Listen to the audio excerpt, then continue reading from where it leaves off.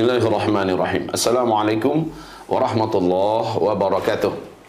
Apa kabar semua saudaraku dan sahabat-sahabat seiman di Ramadan yang ke-17 ini? Masya Allah, kita masih diberi oleh Allah izin untuk menjalaninya dan tetap dalam keadaan saum di siangnya dan qiyam di malamnya.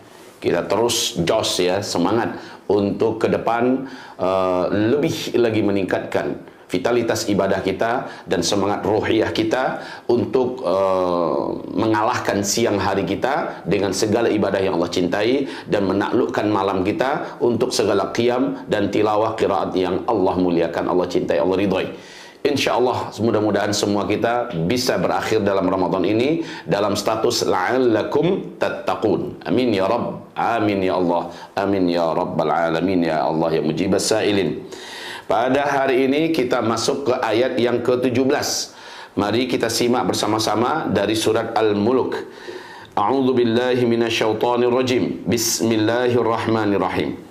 Am amintum man fis samai ay yursila 'alaikum hasibah. Fasata'lamuna kaifa nadhir.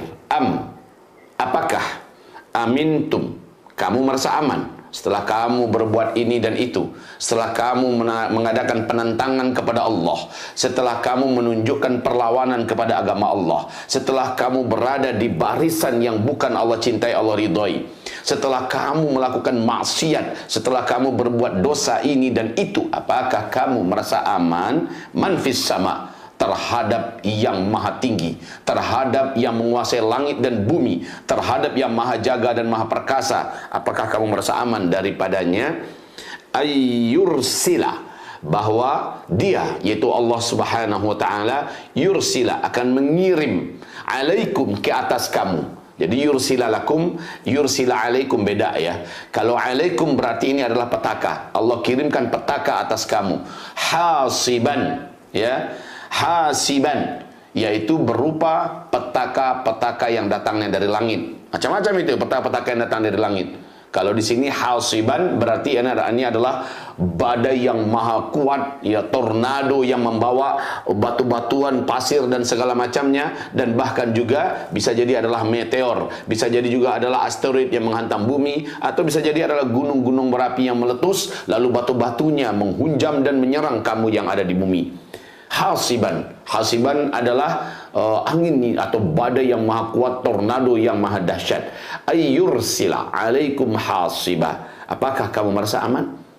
Bagaimana kita bisa mengatakan diri kita aman? Apakah kita pikir bahwa dengan kita menyelundup dalam perut bumi, dengan bunker-bunker raksasa yang sudah dipersiapkan, kita sudah aman? Padahal di ayat sebelumnya Allah subhanahu wa ta'ala menyebutkan bahwa Allah akan tenggelamkan kamu dalam perut bumi. Amerika sudah selesai membangun bunker raksasa yang ke-6. Itu beberapa tahun yang lalu. Rusia sudah 4 bunker raksasa yang dibuatnya. Dalam kedalaman 300 meter, startnya dari 300 meter ya, terus dengan segala persiapan. Apakah mereka merasa aman? Cina juga sudah buat beberapa bunker. Apakah mereka merasa aman? Israel juga sudah punya bunker. Apakah mereka merasa aman? Oke, yang ada di dalam perut bumi. Bagaimana mereka bisa mengatakan dirinya aman? Sementara pemilik bumi adalah Allah.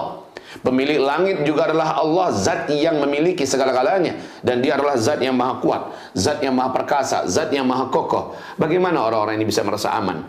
Sementara mereka semuanya ada dalam lingkaran dan bingkai waktu, dan di mana mereka tidak akan bisa lari daripada waktu-waktu tersebut. Kemarin kami sudah uraikan ada 5 jadwal yang sudah Allah patenkan di dalam Al-Quran. Allah sudah infokan di dalam Al-Quran 5 jadwal Allah akan gulung para pendosa-pendosa ini. Allah akan datangkan secara tiba-tiba dan mendadak para penjahat-penjahat ini. Allah akan azab ya para pemaksiat-pemaksiat ini di salah satu 5 waktu. Semoga masih ingat ya. Pertama, yaitu di waktu sholat subuh. Di waktu subuh lah. Apa mungkin sebelum subuhan, pas subuhan, atau beberapa setelah subuhan. Atau yang kedua, min ba'di zahirah, ya, setelah atau selepas sholat zuhur. Nah, ini rentang waktu antara zuhur dengan asar. Lalu yang ketiga adalah antara asar dengan maghrib. Dan yang keempat adalah di malam hari. Di malam hari Allah datangkan kepada para pemaksiat ini bencana, sementara kamu sedang pada tidur-tidur, ya. Kamu sedang lelap dalam oh ya, ada satu lagi yang kami lupa. Ayyatiyakum ba'suna duha, ya. Datang kepada kamu bencana yang kami datangkan duha, di waktu duha, seperti tsunami di Aceh, ya. Beberapa kejadian besar di muka bumi terjadi pada waktu duha. Saudara-saudaraku yang kami cintai, jadi apabila kita mendengarkan ayat ini, di mana saja kita bersembunyi, dalam perut bumi kita sembunyi mencoba membuat tower yang tinggi, atau kita bersembunyi bisa jadi kita memiliki jenis teknologi tertentu yang bisa mengamankan kita di ruang angkasa. Allah yang punya segala-galanya, saudaraku.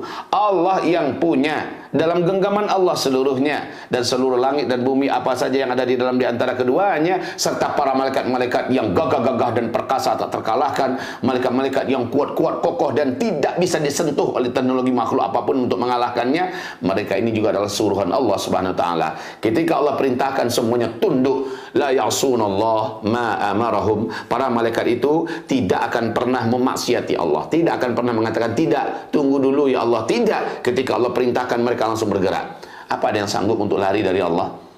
Am amintum man fis sama, apakah kamu merasa aman, hei para penunda-nunda taubat? Hai orang-orang yang merasa umurnya masih panjang, hai orang-orang yang masih ingin bergelimang dulu dalam dosa dan maksiat, kamu tunda-tunda taubat kamu, kamu teruskan dosa dan maksiat kamu. Kamu sudah tahu dan sudah sadar, batin kamu selama ini sudah mengajak-ngajak, ayolah taubat, ayolah kita balik pada jalan yang benar, ayolah saatnya kita kembali kepada Allah Subhanahu wa taala. Kamu abaikan itu semua dan kamu teruskan segala dosa kamu. Mungkin dengan satu tekad, ntar kalau saya udah tuaan, ntar kalau saya udah pensiun, baru saya akan totalitas menjadi muslim. Ada jaminan apa? Sudah ada jaminan bahwa kita memang akan panjang umurnya? Ada jaminan? Apalagi ini akhir zaman, ya saudaraku. Akhir zaman ini, kalau antum dengarkan kajian-kajian kita, dengan izin Allah Subhanahu wa taala, bila Allah izinkan, memang di masa kita ini, dalam waktu yang tak lama ini, insya Allah ta'ala, Palestina Allah izinkan bebas dan merdeka. Lalu Palestina di Baitul Maqdisnya mengumumkan berdirinya Khilafatul Islamiyah. Maka kata Rasulullah, ketika itu hampir serentak di muka bumi terjadi berbagai bencana yang mematikan, berbagai petaka dan huru-hara yang sangat mengerikan. Perang Dunia Ketiga, kelaparan terjadi di mana-mana, kehancuran ekonomi global, bencana alam dan musibah di mana-mana, kemudian mewabahnya berbagai macam penyakit menular, lalu kematian mendadak terjadi di mana-mana, kerusuhan, chaos, pembunuhan di mana-mana terjadi bersamaan dan serentak. Saudara-saudaraku, bukan kiamat ya. Dan ini merenggut nyawa. Ini merenggut nyawa. Siapapun kita, siapapun dan apapun jabatan kita, seberapapun banyak harta kita, luas tanah kita, walaupun dia presiden, perdana menteri, apa siapa saja dia, tidak akan bisa luput dari kematian yang teramat sangat dekat. Ayo saudaraku, ini tentu saja bagi orang yang beriman yang bisa menerima ya. Tapi orang yang tidak beriman, pertama dia nggak akan dengarkan kajian ini. Kalaupun dia dengar, ya selintas dia akan berkata bullshit itu, omong kosong, ya saya tidak percaya. Maka bagi kita tidak tujukan kajian ini buat mereka. Saya tujukan buat antum yang masih ada fitrah terjaga di hatinya, yang nuraniyahnya masih nyala sedikit banyaknya, yang masih agak menunda-nunda taubatnya. Kami serukan, saudaraku, jangan antum ya masih terlena dengan rayuan dan bisikan syaitan, seolah hidup antum masih panjang, seolah waktu antum selalu terjamin bahwa antum sempat taubat dulu, kemudian baru menjadi hamba Allah yang benar dan baik. Siapa yang menyangka ternyata dalam waktu dekat ini akan banyak yang pulang ke alam barzakh, akan banyak yang kembali ke kampung transit menuju ke akhirat. Kita ada kampung transitnya, yaitu alam kubur, alam barzakh. Dan bisa jadi juga kita tak sempat dikuburkan malah, saking hebatnya suasana dan kekacauan yang sebentar lagi akan melanda umat manusia di muka bumi. Sahabatku, saudaraku, jadi pesan apa yang terkuat di sini? Pesan yang terkuat di sini, wahai hamba-hambaku, cepat kembali kepadaku. Seperti firman Allah ya di dalam surat Ar-Rum ayat 41. A'udzu billahi minasyaitonir rajim. Dhaharal fasadu fil barri wal bahr bima kasabat aydin nas liyudhiqahum ba'dalladzi 'amilu la'allahum yarji'un. semua kerusakan yang terjadi, semua bencana yang melanda dan menimpa kamu, baik di lautan atau di daratan, di ayat yang lain bahkan yang datang dari langit, seperti dalam ayat ini ya, seluruhnya bukan kehendak Allah, tapi kamu yang berkehendak, kamu yang cari masalahnya, lalu akibatnya Allah mendatangkan. Kamu yang membuat sebabnya, akibatnya ini terjadi. Allah tidak akan pernah menzalimi hamba, tidak. Allah tidak akan pernah menzalimi hambanya. Allah tidak akan pernah membuat hambanya susah. Allah tidak akan pernah mendatangkan petaka bencana untuk hambanya. Tapi karena kamu yang mendatangkan sebabnya, akibatnya tidak akan pernah meleset. Karena itu sudah menjadi sunnatullah, ada sebab akibat. Ya, hukum kausalitas ini tidak bisa dielakkan. Lan sekali-kali tidak tajida, engkau akan dapatkan di sunnatillah, bagi sunnatullah, ketetapan Allah sebab akibat itu tabdilah, tak akan pernah berubah. Siapa yang melakukan ini, akibatnya ini. Siapa yang melakukan ini, akibatnya ini. Kamu yang melakukan sebabnya, dan sebenarnya Allah tak suka. Allah tak ingin menimpa kepada kamu akibat itu. Lalu Allah peringatkan, dilanggar. Ya karena dilanggar, datang. Allah tidak akan peduli walaupun masih ada orang-orang soleh di dalamnya. Makanya Ummu Salamah radhiyallahu anha bertanya kepada Rasulullah dalam tafsir Ibnu Katsir ini, ya Rasulullah, kalau yang berbuat dosa itu hanya segelintir orang atau sekelompok orang atau sekelompok komunitas lah gitu ya, lalu masih banyak orang-orang baik ya Rasulullah yang tak buat. Apakah ketika datang bencana semua mereka dapat bencana yang sama, termasuk orang yang tidak berbuat, bahkan dia soleh-soleh dan taat-taat? Iya, kata Rasulullah. Loh kok bisa ya Rasulullah? Maka kata Rasulullah, persis seperti orang naik di atas suatu kapal. Ketika orang-orang yang goblok-goblok, orang yang songong-songong, orang yang sombong-sombong, orang-orang yang tidak berpendidikan, atau orang-orang yang berpikiran singkat, orang-orang ahli maksiat, berbuat dosa dan maksiat, diibaratkan oleh Rasulullah itu seperti menggali kapal ya, melobangi kapal, kedengaran oleh orang-orang soleh, taulah orang-orang taat, taulah oleh orang-orang baik-baik, hanya sekedar dilihat aja, tapi dibiarin. Biarkan dia yang buat dosa, ya dia sendiri yang tanggung dosanya, ya yang penting bukan kami, yang penting bukan keluarga kami. Ini bahaya loh sikap seperti ini, karena perintah Allah Subhanahu wa taala, maju kamu ke depan, larang mereka, hentikan mereka, jika tidak kapal tenggelam. Yang tenggelam bukan hanya mereka yang berbuat kebodohan itu saja, tapi yang tenggelam semua yang ada satu kapal itu. Ini negara akan tenggelam kalau umat ini diam. Negara pasti akan diberi oleh Allah Subhanahu wa taala petaka yang sangat mengerikan kalau seandainya orang-orang baik, orang-orang cerdas, orang-orang yang mengerti, orang-orang arif, orang-orang bijaksana diam saja.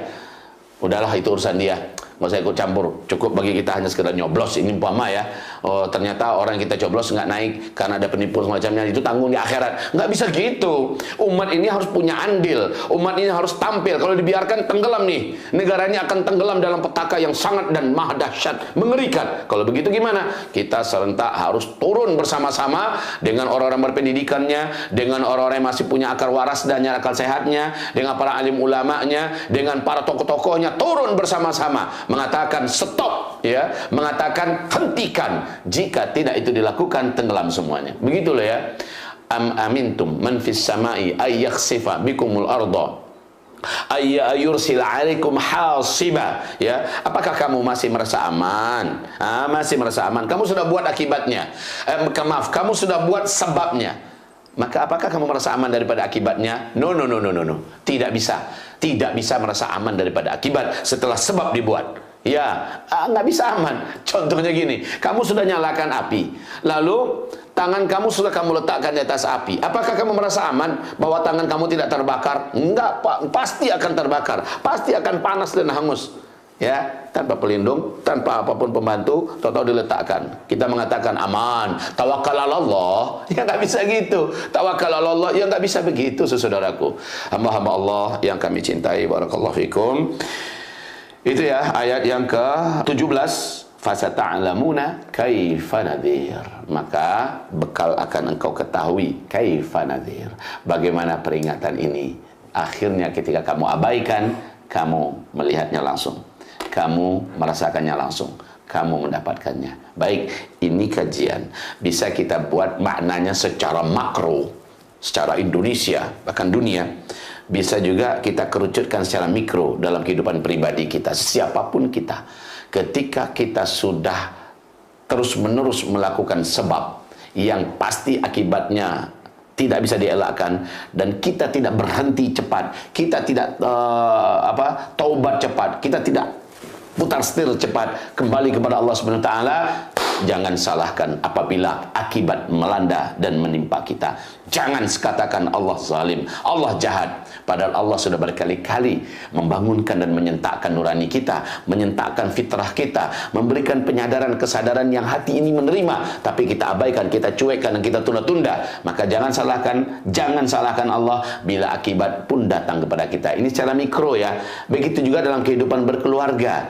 Ini kita masih dalam pembicaraan lingkungan kecil dengan keluarga. Apabila di keluarga itu masih ada 1, 2, 3 orang atau keluarga itu sendiri yang melakukan apa yang dilarang oleh Allah Subhanahu wa taala, akibat pasti akan menyusul. Karena sekali lagi, setiap sebab didatangkan, akibat pasti akan hadir. Semoga dipahami ini. Jangan pernah kita mencari gara-gara dengan Allah Subhanahu wa taala, karena Allah tidak akan pilih-pilih kasih. Allah tidak akan pilih-pilih orang. Allah tidak akan salah orang juga. Allah tidak akan pernah mengingkari apa yang dikatakannya, dijanjikannya, dan Allah Maha mempatenkan sunnatullahnya antara sebab dengan akibat. Dari sejatinya Allah Ar-Rahman Ar-Rahim. Allah Maha Rahman Maha Rahim. Akan tetapi salah satu petunjukan Rahman dan Rahim Allah adalah Allah berikan kita kesempatan untuk tobat.